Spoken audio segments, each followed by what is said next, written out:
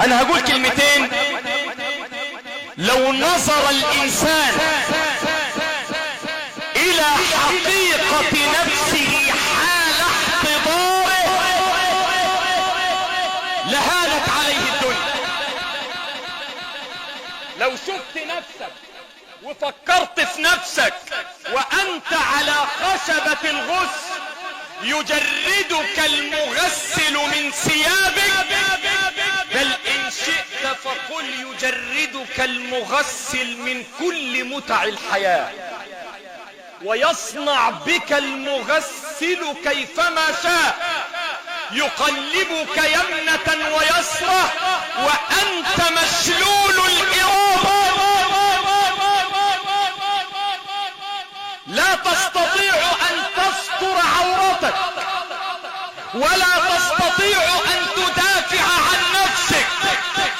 واذا بهاتف من السماء: يا ابن ادم اين لسانك ما اخرسك، اين جسمك القوي ما اضعفك، اين ريحك الشجي ما انتنه. فيقول العبد كلمة وهو على خشبة الغسل، عارف بيقول ايه؟ وفضيحة.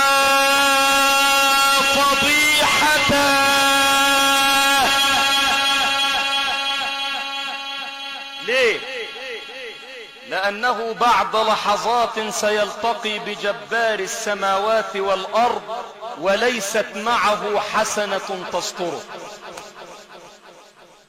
المغسل عمال يجلب في شمال ويمين، ولو في سنة ذهب هيكسروها له، ويبقى فقيد الشباب ويقول لك بيتوا له الصبح، يقول لك لا يا عم الحريم عامله غرق في الدار وبتصور، خدوا على الدعوه الاسلاميه واتدفن الساعه 2 بالليل وامدح في الميكروفونات، اللي عنده كشاف يجيبه وهو العميد وهو الوزير.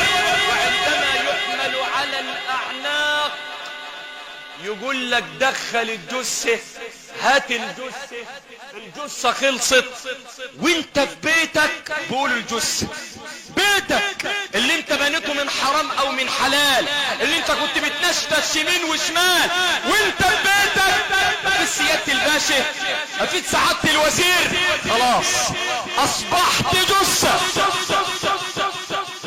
وعندما تحمل على الاعناق ويحملك الرجال وانت في طريقك الى القبر، يقول الميت ايه؟ لان الجنازة بتتكلم.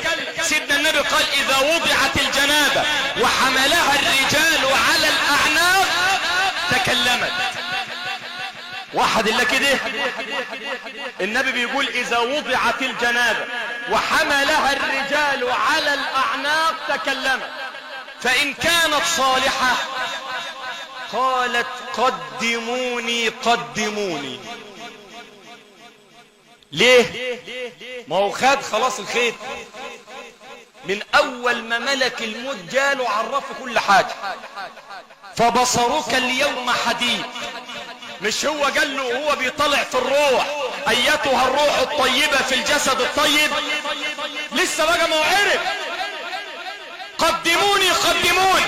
وإن كانت غير صالحة قالت: يا ويلها إلى أين تذهبون بها؟ الجنازة بتتكلم. طب هو في الخشبة بيقول ايه؟ واحد الا كده واصحى بيقول ايه؟ وغربة.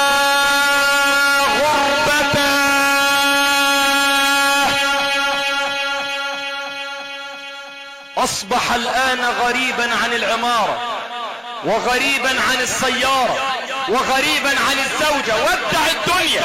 وغربة.